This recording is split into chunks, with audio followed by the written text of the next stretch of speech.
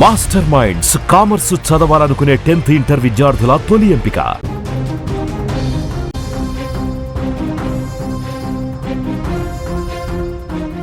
హైదరాబాద్లో నయా దందా ఒక్కసారిగా బయటపడింది. వేది కుక్కల నుంచి రక్తాన్ని సేకరించి వాటిని స్మగ్లింగ్ చేస్తున్నాడు ఓ ప్రభుత్వ వెటర్నరీ డాక్టర్. సో అలా సేకరించినటువంటి రక్తాన్ని ఎవరైతే పెట్ డాగ్స్ ఉన్నాయో, ఎవరికైతే పెంపుడు జంతువుల్ని పెంచుకుంటున్నారో, పెంపుడు కుక్కల్ని పెంచుకుంటున్నారో వాళ్ళకి వేల రూపాయలకు అమ్ముతున్నాడు. ఇలా ఒక్కొక్క బ్లడ్ యూనిట్ ప్యాకెట్ని 25,000 నుంచి 30,000 రూపాయలకు ఒక ప్రభుత్వ హాస్పిటల్కి సంబంధించినటువంటి వెటర్నరీ డాక్టర్ గత 5 ఏళ్ల నుంచి నిర్విరామంగా ఈ దందాన్ని కొనసాగిస్తున్నాడు. వీధి కుక్కలని వాటిని మచ్చిక చేసుకోవడం, ఆ తర్వాత కుక్కల్ని మత్తుమంది ఇచ్చిన తర్వాత వాటి నుంచి అక్రమంగా రక్తాన్ని సేకరించి, ఇలా సేకరించిన రక్తాన్ని బయట అమ్ముకుంటున్నాడు ఓ ప్రబుద్ధుడు. ఈ వ్యవహారం ఒక్కసారిగా హాస్పిటల్లో ఉన్నటువంటి అక్కడ అసిస్టెంట్గా పనిచేస్తున్నటువంటి వెటర్నరీ అసిస్టెంట్ శివాతో ఒక్కసారిగా ఈ వ్యవహారం బయటపడింది. డాక్టర్ చేస్తున్నటువంటి ఈ దందా గురించి ప్రశ్నించడం, డాక్టర్ విషయాన్నంతా కూడా ఉన్నతాధికారులకు, అలాగే ఢిల్లీలో ఉన్నటువంటి బ్లూ క్రాస్ మెంబర్లకు ఫిర్యాదు చేయడంతో ఈ మొత్తం స్కామ్ ఒక్కసారిగా బయటపడింది. ఎస్, ప్రస్తుతం మనతో పాటు లైవ్ కాల్లో ఉన్నారు. అసలు ఈ వ్యవహారాన్ని బయటకు తీసినటువంటి వెటర్నరీ అసిస్టెంట్ శివ లైవ్ కాల్లో ఉన్నారు. శివ, చెప్పండి, అసలు ఏంటి ఈ దందా, ఎలా జరుగుతోంది, ఎప్పటి నుంచి జరుగుతోంది? ఆ వెటర్నరీ డాక్టర్గా ఉన్నటువంటి వెంకట్ యాదవ్ అసలు ఇలాంటి ఆలోచన అతనికి ఎందుకు వచ్చింది? వీటిని ఎలా అమ్ముతున్నాడు? సార్, ఈ దందాన ఈ ఈ ప్రజెంట్ ఏదైతే బ్లడ్ తీస్తున్నారో దాన్ని క్లినిక్ లో పక్క దాంట్లో అయినా పెట్ స్టోర్ పైన ఇంకొక ఫ్లోర్ ఉంటుంది. ఆ ఫ్లోర్ లో ఎవరికి తెలియకుండా ఇప్పుడు కాకుండా తీస్తారు. సో దీంట్లో ఏదైతే తీసిన బ్లడ్ ని కూడా బ్లడ్ బ్యాంక్ లో అనేది దాచిపెట్టడం జరుగుతుంది. వీధి కుక్కల్ని ఎలా పట్టుకుంటాడు? వాటిని ఎలా తీసుకొస్తారంటే ఎవరన్నా ట్రీట్మెంట్ కోసం తీసుకొచ్చిన వీధి కుక్కల నుంచి ఆ రక్తాన్ని సేకరిస్తాడా, లేదంటే బయట తిరుగుతున్న వీధి కుక్కల్ని పట్టుకొని ఈ విధంగా వాటికి మత్తిచ్చి చేస్తున్నాడా? బయట అర్ధరాత్రి సమయంలో బయట కనిపిస్తున్న డాగ్స్ కి చికెన్ ఇచ్చి ఇంకా మచ్చిక చేసుకొని వాటిని ఎవరికి తెలియకుండా తీసుకొని వచ్చి ఆ లోపల బంధించి, సో దానికి ఫాస్టింగ్ లో పెట్టి నెక్స్ట్ డే నుంచి వెళ్ళి బ్లడ్ తీస్తాం అన్నమాట. అంటే వాటికి ఆహారం ఏం పెట్టకుండా ఒక రోజు ఉంచి పక్క రోజు బ్లడ్ తీస్తారా? అవును సార్, అట్లీస్ట్ 8 hours అనేది గ్యాప్ ఇచ్చి దాని తర్వాతకి బ్లడ్ తీయడం జరుగుతుంది. ఓకే, అలా సేకరించిన ఆ బ్లడ్ని ఎక్కడ దాచిపెడతాడు? రీఫ్రిజిరేటర్ లో సార్, బ్లడ్ బ్యాంక్ సంబంధించిన రీఫ్రిజిరేటర్ ఏదైతే ఉంటుందో ఆ రీఫ్రిజిరేటర్ లో దాచిపెట్టడం జరుగుతుంది, నిల్వ చేయడం జరుగుతుంది. అంటే ఇప్పుడు ఈ రిఫ్రిజిరేటర్ ఇది గవర్నమెంట్ హాస్పిటల్లో ఉన్నటువంటి ల్యాబ్లో ఉన్న దాంట్లోనే పెడుతున్నాడు, ఎవరికి అనుమానం రాకుండా? సార్, ఈ రీఫ్రిజిరేటర్ కూడా బోర్డింగ్ పేరుతో ఏదైతే ఉంటుందో ఆ బోర్డింగ్ లోనే ఉంటుంది సార్, సపరేట్. ఓకే, అలా ఎంత మోతాదులో రక్తాన్ని సేకరిస్తాడు? ఇప్పుడు ఆ వీధి కుక్కల్ని బంధించి వాటిని మచ్చిక చేసుకొని వాటిని చికెనో లేదా వేరే ఫుడ్ పెట్టి తీసుకొచ్చి హాస్పిటల్కి వచ్చిన తర్వాత ఎంత రక్తాన్ని ఒక్కొక్క కుక్క నుంచి సేకరిస్తున్నాడు? అరౌండ్ 300 ml నుంచి వెళ్ళి 600 ml వరకు ఆ బ్లడ్ అనేది తీసుకోవడం జరుగుతుంది సార్. అలా సేకరించిన తర్వాత ఓకే, అలా అలా కలెక్ట్ చేసిన తర్వాత వాటిని వదిలేస్తాడా? ఆ కుక్కల్ని వదిలేస్తాడా? సార్, ఆ డాగ్ ని అప్పుడే వదిలేయం సార్.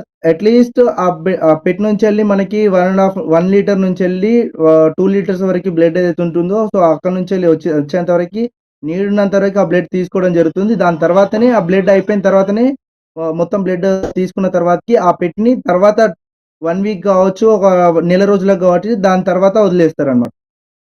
నెల రోజుల్లో ఆ కుక్కల్ని ఎక్కడ ఉంచుతారు మరి? బోర్డింగ్ లోనే ఫుడ్ ఇస్తూ ఉంచుతాం సార్. అంటే ఒక్కొక్క కుక్క దగ్గర నుంచి దాదాపు 2 లీటర్ల రక్తాన్ని సేకరిస్తారా? అవును సార్.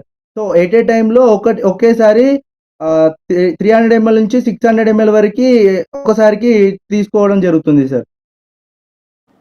మామూలుగా రూల్స్ ప్రకారం అయితే ఎలా తీయాలి జనరల్గా? ఇప్పుడు ఒక కుక్కని మీ హాస్పిటల్కి తీసుకొస్తే వాటి నుంచి బ్లడ్ తీసి ఇంకో కుక్కకి ఎక్కించాలంటే సో ఎంత మోతాదులో తీస్తారు? ఎంత ఎంఎల్ ఒకసారిగా తీస్తారు నిబంధనల ప్రకారం? సో పేషెంట్ ఓనర్ని అంటే ఓనర్ సముదాయంలో, ఓనర్ సమక్షంలో సో ఒక 300 ml వరకు, 350 ml వరకు తీయొచ్చు ఒక సమయంలో, ఒక ట్రాన్స్ఫ్యూజన్కి.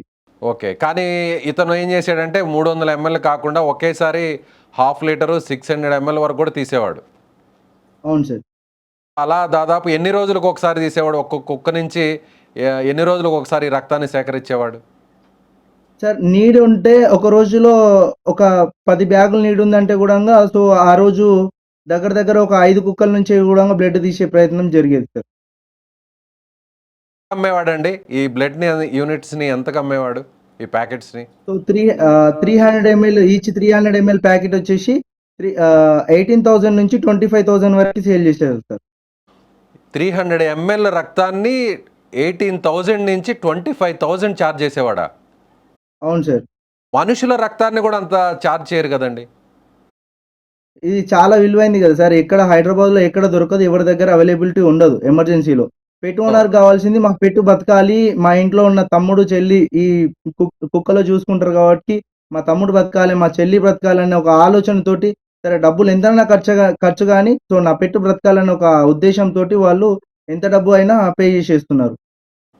ఓకే. జనరల్‌గా మామూలుగా ఇప్పుడు ఒకవేళ మీరన్నట్టుగా ఒక పెట్ ఇంట్లో పెంచుకుంటున్నటువంటి పెంపుడు కుక్కకి ఏదైనా అనారోగ్య సమస్యొస్తే వాటికి బ్లడ్ ఎక్కించాల్సి ఉంటే, జనరల్‌గా ఎక్కడ వాటికి ప్రభుత్వ హాస్పిటల్‌లోనో బ్లడ్ బ్యాంక్ లాంటివేమి ఉండవా జనరల్‌గా?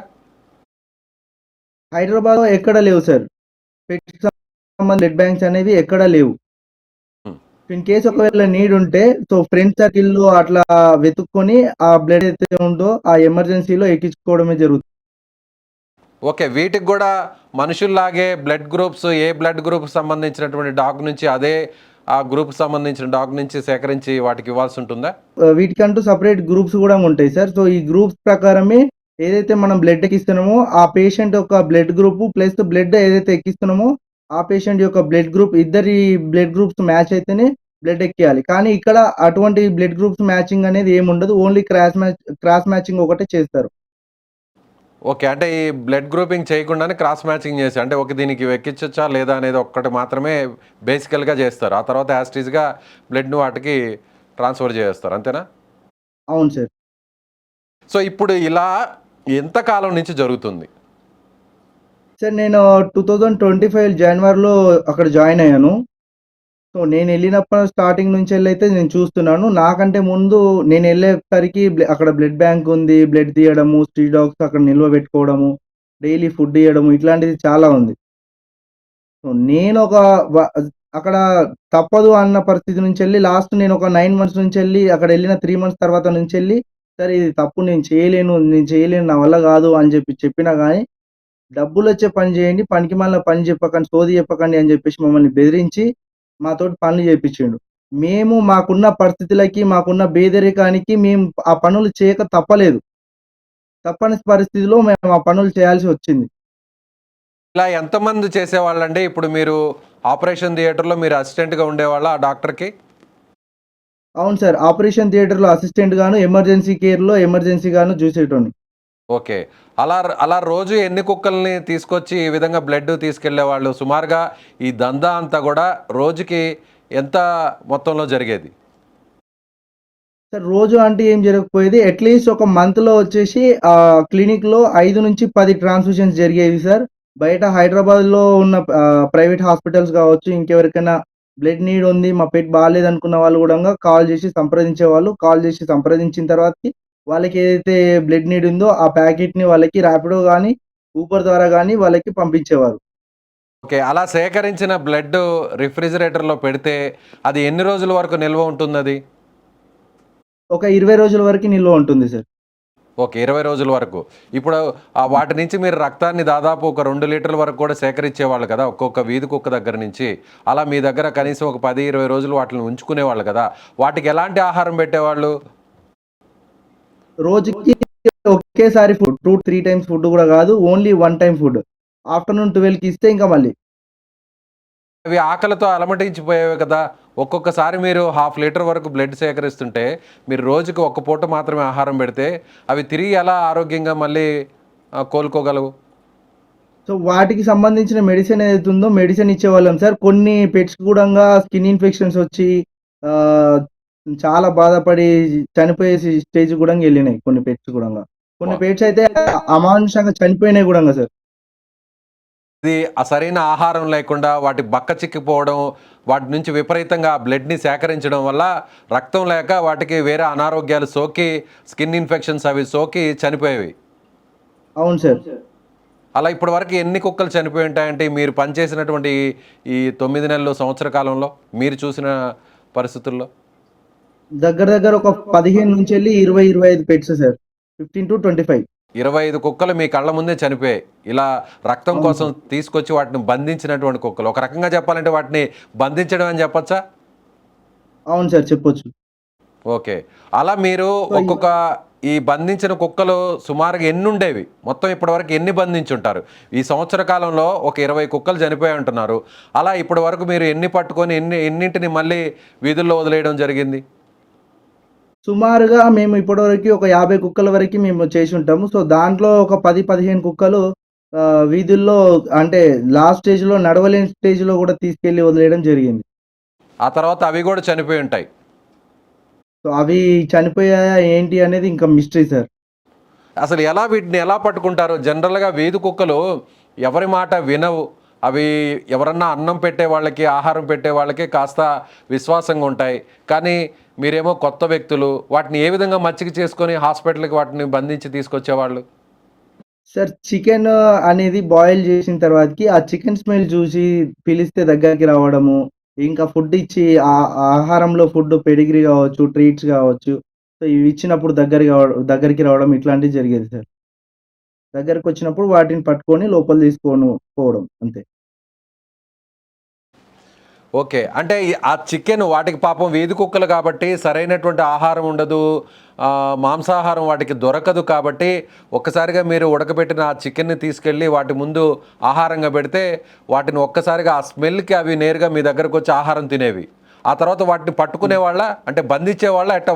వాటిని నెట్‌లో, వలలో ఏదన్నా మీరు బలవంతంగా బంధించేవాళ్ళా? లేదంటే మత్తిచ్చి తీసుకెళ్ళేవాళ్ళా? ఎలా వాటిని పట్టుకొని హాస్పిటల్‌కెళ్ళేవాళ్ళు? సార్ లీష్ ఉంటుంది. లీష్ తీసుకొని మెడలో ఏసి తీసుకెళ్ళేవాళ్ళం. ఇఫ్ ఇన్ కేస్ ఎవరికైనా డౌటొచ్చి అడుగుతారా అని జెప్పేసి గూడంగా కాలికి ఒక ఇమ్మీడియేట్‌లీ ఒక చిన్న ప్లాస్టర్ తీసుకొని కాటన్ పెట్టేసి ప్లాస్టర్ ఏసేవాళ్ళు.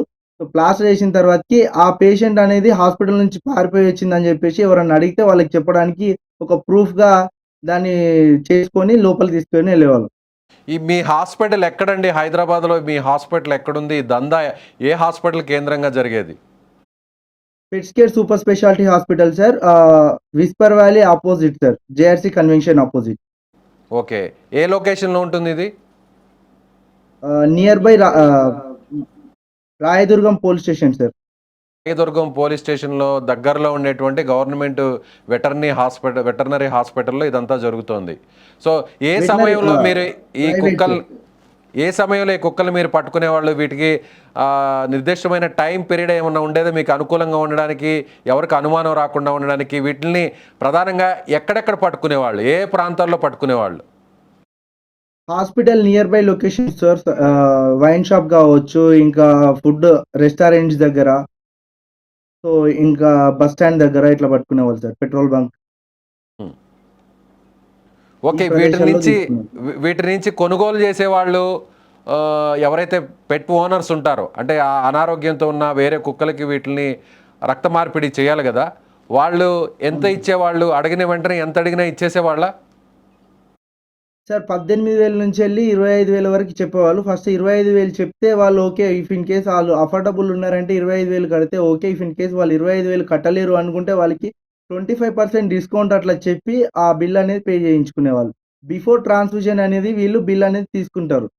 సో, ఈ దందా అంతా కేవలం కొంతమందికే తెలుసా? లేదంటే హాస్పిటల్‌లో ఉన్నటువంటి మిగతా వాళ్ళందరికి కూడా తెలుసా? మొత్తం మీతో పాటు అంటే మీరు ఇది చేస్తున్నది తప్పు అని చెప్పి మీరు ముందే ప్రశ్నించారు. కాదు ఇది డబ్బులొస్తున్నాయి కాబట్టి చేయండి అంటే మీ ఆర్థిక అవసరాల కోసం కూడా మీరు అతను ఏం చెప్తే అది తలూపుతూ మీరు కూడా ఈ దారుణానికి ఒడిగట్టారు. అయితే మీరు ఎందుకు దీన్ని విభేదించారు? మధ్యలో ఎందుకు మీరు బ్రేక్ చేయాలనిపించింది? ఎందుకు మీరు ఎదురు తిరిగారు?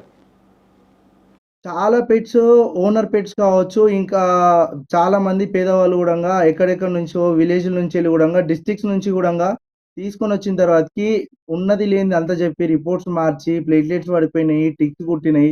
దీనికి ప్లే ఇమ్మీడియేట్‌లీ ప్లేట్‌లెట్ ట్రాన్స్‌ఫ్యూజన్ చేయాలి. ఇమ్మీడియేట్‌లీ బ్లడ్ ట్రాన్స్‌ఫ్యూజన్ చేయాలి అని జెప్పేసి లాస్ట్ స్టేజ్‌లో గూడంగా బ్రతకని వాటికి గూడంగా, చనిపోయే వాటికి గూడంగా ప్లేట్‌లెట్ ట్రాన్స్‌ఫ్యూషన్స్, బ్లడ్ ట్రాన్స్‌ఫ్యూషన్ చేసిన తర్వాత వితిన్ ఆ బిల్ కస్టమర్ పోయి కౌంటర్ దగ్గర బిల్ కట్టేసి వచ్చిన హాఫ్ అన్ అవర్‌కే పెట్ చనిపోవడము, ఎక్కించిన ఏదైతే బ్లడ్ ట్రాన్స్‌ఫ్యూషన్ అయితుందో ఆ పెట్ చనిపోవడము, ఓనర్స్ బాధపడడము ఇట్లా చాలా జరిగాయి సార్.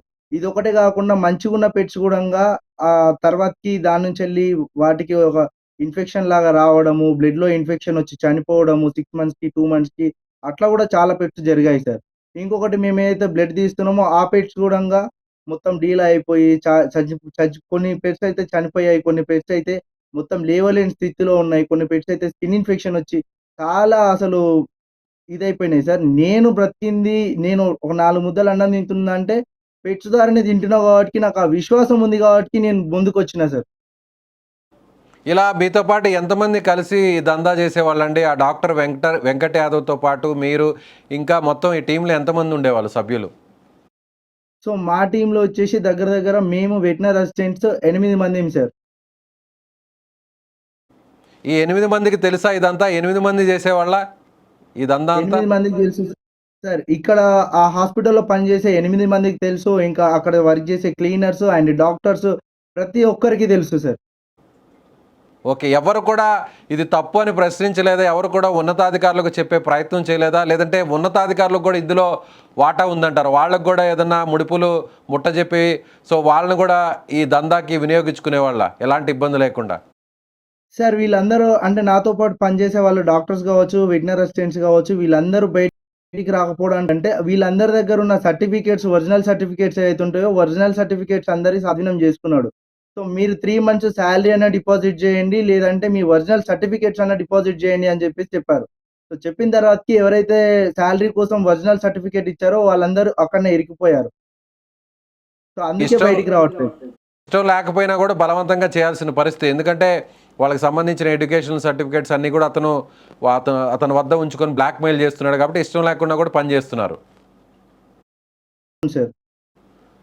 సో, మొత్తం 9 మంది అసిస్టెంట్స్, డాక్టర్స్ ఎంతమంది ఉన్నారు? ఈ వెంకట్ యాదవ్ అనే అతను మెయిన్ డాక్టర్. అతని డిజిగ్నేషన్ ఏంటి? Surgery sir. MVSc surgery. Veterinary surgeon అతను. అంతేనా? వెటనరీ అవును సార్. Veterinary surgeon. ఓకే. అతనితో పాటు మిగిలిన డాక్టర్స్ ఇంకెంతమంది ఉన్నారు ఈ నెట్వర్క్‌లో? సో, అతనితో పాటు డాక్టర్ షిరీన్ గావచ్చు, ఇంకా చాలా అంటే డాక్టర్ షిరీన్ మ్యామ్ వచ్చేసి అల్ట్రాసౌండ్‌తో ఆ మేడమ్ గూడంగా అల్ట్రాసౌండ్ ప్రాక్టీస్ స్ట్రీట్ డాగ్స్ పైన చేస్తుంది సార్. సో, దగ్గర దగ్గర స్ట్రీట్ డాగ్స్ క్లాసెస్ అనేది ఒక ఇప్పటివరకు ఒక 50 మంది డాక్టర్లు ప్రాక్టీస్ జేషుంటారు. స్ట్రీట్ డాగ్స్ పైన మీరు చూడొచ్చు సార్ వాళ్ళ వెబ్‌సైట్‌లోనే pets care super speciality hospital వెబ్‌సైట్‌లో ఇన్‌స్టాగ్రామ్‌లో, యూట్యూబుల్లో మీరు చూడొచ్చు. మొత్తం స్ట్రీట్ డాగ్స్ ఏదైతే ఉందో వాటిని పడుకోబెట్టి ఇయ్యాల్సిన సడిషన్ కంటే, ఇయ్యాల్సిన మత్తుమందు కంటే ఎక్స్‌ట్రా ఓవర్ డోస్ ఇచ్చి ఒక 15, 20 నిమిషాలు చేయాల్సిన సర్జరీకి అయితే యూజ్ చేస్తామో అటువంటి డ్రగ్ గంటలు గంటలు తరబడి 5 గంటలు, 6 గంటలు తరబడి ఈ వాళ్ళని పడుకోబెట్టి అంతంత మెడికేషన్ ఇచ్చి, సడిషన్ ఇచ్చి వాళ్ళని స్కాన్ చేసి ఆ ట్రైనింగ్ సెంటర్‌లో కూడా నడిపిస్తున్నారు సార్. అంటే ఇప్పుడు ఇతను గవర్నమెంట్ హాస్పిటల్‌లో సర్జన్‌గా పనిచేస్తూ ప్రైవేటు క్లినిక్ గూడా ఉండేదా? వెటర్నరీ క్లినిక్ ఉండేదా ఇతనికి? సార్ 24 అవర్స్ హాస్పిటల్‌లోనే సార్. సో, హాస్పిటల్‌లోనే ఉంటాడు. ఇంత పెద్ద హాస్పిటల్‌లోనే సార్ ఉంటారు. సో, ఎప్పుడు గూడంగా గవర్నమెంట్ డ్యూటీకి అటెండ్ అయినట్టు ఎప్పుడు మాకు కనిపించేది గాదసలు. అంటే ఇప్పుడు మీరు చెప్తున్న ఈ దందా అంతా కూడా ప్రభుత్వ హాస్పిటల్‌లో గాకుండా తన సొంత హాస్పిటల్‌లో చేసేవాడు. అవును సార్. సొంత హాస్పిటల్ అయిన pets care super speciality hospital చేసేవాడు. Pets care super speciality hospital అనే దాన్ని పెట్టి ఈ దందా అంతా కూడా చేసేవాడు. అవును సార్. అందులోనే కుక్కలకు సంబంధించినటువంటి బంధించడం, అందులోనే వాటికి ఫుడ్ పెట్టడం, అందులోనే బ్లడ్ తీయడం, అందులోనే అమ్మడం ఇదంతా కూడా మొత్తం అతను ప్రైవేట్ హాస్పిటల్‌లోనే జరుగుతుంది. అవును సార్. ఎక్కడుంటుంది ఇది? ఏ ఏరియాలో అన్నారు? మళ్ళీ ఒకసారి చెప్పండి. Pets care super speciality hospital opposite JRC convention Whisper valley, Shaikpet. ఇతను ఎక్కడ ఏ గవర్నమెంట్ హాస్పిటల్‌లో పనిచేసేవాడు ఇతను? Kanakamamidi village sir. ఎక్కడ? మళ్ళీ ఒకసారి రిపీట్ చేయండి. కనకమామిడి విలేజ్ మొయినాబాద్ మండలం సార్. ఓకే. మొయినాబాద్ మండలంలో ఉన్న కనకమామిడి విలేజ్‌లో ఉన్న ప్రభుత్వ వెటర్నరీ హాస్పిటల్‌లో పనిచేస్తూ, అక్కడికి అతను ఎప్పుడు కూడా ఆ ఉద్యోగం కోసం అక్కడ విధులు నిర్వహించకుండా, ఇక్కడ హైదరాబాద్‌లో ఉన్నటువంటి తన సొంత ప్రైవేట్ క్లినిక్‌లో ఈ దందా అంతా కూడా నడిపేవాడు. ఆ ప్రైవేట్ క్లినిక్‌లో మీరందరూ కూడా పనిచేసేవాళ్ళు. అంతేనా? అవును సార్. ఓకే. మీతో పాటు మొత్తం 10 మంది వరకు ఉన్నారు ఇందులో. అవును సార్. ఓకే. మీరు బయటకొచ్చి ఎలా కంప్లెయింట్ చేశారు? ఈ విషయాన్ని ఎలా వెలుగులోకి తీసుకొచ్చారు? ఎవరెవరికి మీరు ఈ విషయం మీద ఫిర్యాదు చేశారు? నేను బయటికి వచ్చిన తర్వాతకి నేను పోలీస్ స్టేషన్‌లో రాయదుర్గం పోలీస్ స్టేషన్‌లో కంప్లెయింట్ ఇచ్చాను సార్. కంప్లెయింట్ ఇచ్చిన తర్వాతకి వాళ్ళు పిటి కేస్ కింద ఏసేసి సార్‌ని పిలిపించి వెంకట్ యాదవ్ సార్‌ని పిలిపించిన తర్వాతకి సో, ఏం లాభం లేదు. అక్కడ పోలీసులు గూడంగా అక్కడున్న సీఐ గూడంగా వెంకట్ యాదవ్ సార్‌కి మద్దతుగా పలికి మమ్మల్ని బెదిరించి మమ్మల్ని పంపించేసాడు. అక్కడి నుంచెళ్ళి కేసును పిటి కేస్ కింద కొట్టేయడం జరిగింది. ఓకే. సో, దాని తర్వాతకి మేము ఒక 15 డేస్ టైం తీసుకొని ఏం చేయాలో అర్థం గాక ఎవరిని కలిసినా గానీ అసలు ఎవరు సపోర్ట్ చేయట్లేదు. మీరు పెద్దవాళ్ళతో పెట్టుకుంటున్నారు. వాళ్ళు చాలా పెద్ద నెట్‌వర్క్ ఉంది వాళ్ళకి. మీరు వాళ్ళని ఏం చేయలేరు అని చెప్పేసి మమ్మల్ని భయపెట్టడము, భయభ్రాంతులకు గురి చేయడం జరిగింది. సో, ఇట్లా కాదని చెప్పేసి నేను నాకు తెలిసిన కొంతమంది అంటే నెట్‌వర్క్ ఏదైతే ఉంటుందో సో, నెట్‌వర్క్ ద్వారా మేనకా గాంధీ మ్యామ్ యొక్క మెయిల్ ఐడీ తీసుకొని మేనకా గాంధీ మేడంకి నేనే స్వయంగా మెయిల్ చేయడం జరిగింది. సో, దాని తర్వాత మేనకా గాంధీ మేడం ఎంక్వైరీ చేశారు. మేనకా గాంధీ గారంటే బ్లూ క్రాస్‌కి మొత్తం ఓవరాల్‌గా ఇండియా వైడ్ హెడ్‌గా ఉన్నారు ఆమేనా? రాజీవ్ గాంధీ కుటుంబానికి అవును సార్. సంబంధించిన ఆమేనా? అవును సార్. అన్నారు. ఆమె నుంచి ఎలాంటి రెస్పాన్స్ వచ్చింది? సో, నేను పెట్టిన ఏదైతే మెసేజ్ పెట్టానో, మెసేజ్ పెట్టిన వితిన్ 24 అవర్స్‌లోనే నాకు కాలొచ్చింది. కాలొచ్చిన తర్వాతకి సో, మ్యామ్‌కి నేను టోటల్ ఎక్స్‌ప్లెయిన్ చేశాను. చేసిన తర్వాతకి మ్యామ్ వెంకట్ యాదవ్ సార్‌కి వీడియో కాల్ చేశారు. వీడియో కాల్ చేసి మాట్లాడారు. మాట్లాడిన తర్వాతకి ఇట్లా హాస్పిటల్‌లో జరుగుతుందంట కదా! మీరు అంతా ఇల్లీగల్‌గా చేస్తున్నారు. మీ పైన ఒక పెద్ద కేస్ పడుతుంది. నేను ఒక కమిటీ ఏస్తున్నా అని చెప్పేసి మ్యామ్ ఒక మెసేజ్ అయితే వాళ్ళకిచ్చారు. ఇచ్చిన తర్వాతకి అతను మాకు కాల్ చేసాడు. చేసిన తర్వాతకి, "సార్ ఏమైంది బాబు మీరు ఇట్లా కంప్లెయింట్ ఇచ్చారంట మేనకా గాంధీ మేడంకి ఇట్లా కంప్లెయింట్ ఇచ్చారు. ఏంది? ఏం సంగతి?" అని చెప్పేసి మమ్మల్ని అడిగాడు. భయపెట్టించాడు. భయపెట్టించిన తర్వాతకి, "సార్ మేము మేనకా గాంధీ దగ్గరికి మేమేం పోలేదు. సో, ఇఫ్ ఇన్ కేస్ మీకేమైనా ప్రాబ్లమ్ ఉంటే మేనకా గాంధీ మేడం తోటి ఒకసారి మీకు ఎక్కడి నుంచొచ్చింది? ఏంటి?" అని చెప్పేసి, "మీరు మేనకా గాంధీ మేడంని అడగండి" అని చెప్పేసి నేను భయపడుతూనే సార్‌తో ఆన్సర్ ఇచ్చాను. రైట్. ఇప్పుడు ప్రెజెంట్ అతన్ని ఏమన్నా అరెస్ట్ చేయడం గానీ, సస్పెండ్ చేయడం గానీ ఏమన్నా జరిగిందా? హాస్పిటల్ మూసివేయడం లాంటిది ఏమన్నా జరిగిందా? ఇప్పటివరకి ఏం జరగలేదు సార్. ఇప్పుడు నేనైతే వేరే దగ్గర ఎక్కడైతే జాబ్ చేస్తున్నో అక్కడ గూడంగా నాకు జాబ్ పైన ప్రెషర్స్ ఉన్నాయి. ప్రెజెంట్ గూడంగా.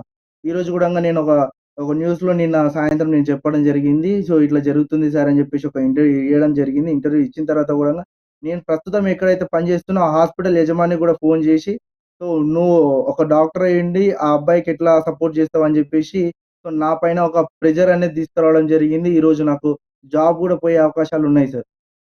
రైట్. ఓకే. ఫైనల్‌గా ఏం చెప్పదలుచుకున్నారు? మీరైతే చాలా ఒక రకంగా చెప్పాలంటే మూగజీవాల ప్రాణాలతో వాటిని ఆడుకున్నారు. చాలామంది మూగజీవాలని ప్రాణాలు తీశారు. కొన్నిటికి పూర్తిగా బక్క చిక్కిపోయి అనారోగ్యంతో అవి పాపం ఎంతో హింసకు గురయ్యాయి.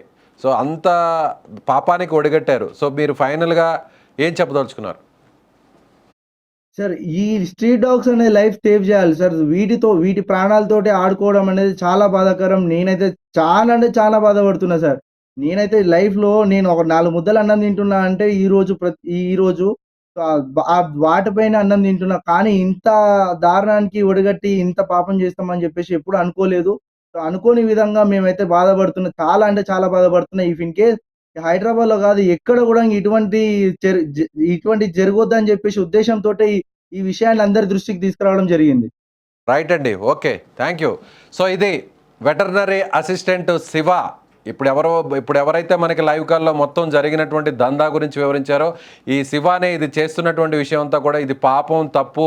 సో, నేను బతకడానికి ప్రధానంగా ఈ ఉద్యోగం రావడానికి ఇలాంటి మూగజీవాలకి వైద్యం చేయడం వల్లే నేను ఈ ఉద్యోగం చేసి నేను నా పొట్ట గడుపుకుంటున్నాను. పొట్టకూటి కోసం తెలుసో తెలియక చేసినటువంటి ఇలాంటి తప్పుడు పనులు ఇక చేయకూడదనేటువంటి ఉద్దేశంతోనే జరుగుతున్నటువంటి ఈ దందా, ఈ డాగ్ బ్లడ్ మాఫియా గురించి ఒక్కసారిగా ఇతను వెలుగులోకి తీసుకురావడం జరిగింది. ఢిల్లీలో ఉన్న మేనకా గాంధీ బ్లూ క్రాస్కి సంబంధించినటువంటి నిర్వాహకురాలు మెయిన్ పొజిషన్లో ఉన్నటువంటి మేనకా గాంధీకి కంప్లైంట్ చేయడం, ఆ తర్వాత నుంచి అంతా కూడా ఈ వ్యవహారం ఒక్కసారిగా బయటకు వచ్చింది. చూశారు కదా, వీధి కుక్కల్ని బలవంతంగా వాటికి మాంసపు ఆహారాన్ని ఆశగా చూపి వాటిని బంధించి అక్కడి నుంచి తీసుకొచ్చి ప్రైవేట్ క్లినిక్లో పెట్టుకొని ఒక్కొక్కసారిగా లీటర్ 2 లీటర్ల ఇలా రక్తాన్ని సేకరించి ఆ తర్వాత వాటిని చంపేంత వరకు, వాటిని చచ్చిపోయేంత వరకు కూడా వాటి నుండి ఈ విధంగా రక్తాన్ని సేకరించి ఆ తర్వాత ఆ కుక్కల్ని నిజంగా ప్రాణాలు తీస్తున్నటువంటి ఒక నయా దందా బయటకు వచ్చింది.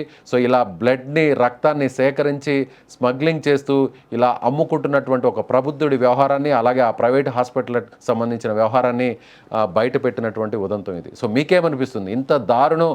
మూగజీవాలని ఎంతోమంది ప్రేమిస్తుంటారు, మూగజీవాలని ఎంతోమంది పెంచుకుంటుంటారు. ఎంతోమంది వీధిని పోతున్నటువంటి కుక్కల్ని చూస్తే వాటికి కాస్తో కూస్తో ఆహారాన్ని పెట్టి కాస్త మనం మానవత్వాన్ని చాటుకునేటువంటి ప్రయత్నం చేస్తాం. కానీ ఇలా డబ్బు కోసం కోట్ల రూపాయలు, లక్షల రూపాయలు ఆర్జించడం కోసం ఇలా అక్రమంగా మూగజీవాలని ప్రాణాలు తీయడం, వాటి నుంచి బలవంతంగా రక్తాన్ని సేకరించి వాటిని అమ్ముకునేటువంటి ఇలాంటి ప్రబుద్ధుల్ని ఏం చేయాలి? కామెంట్ చేయండి.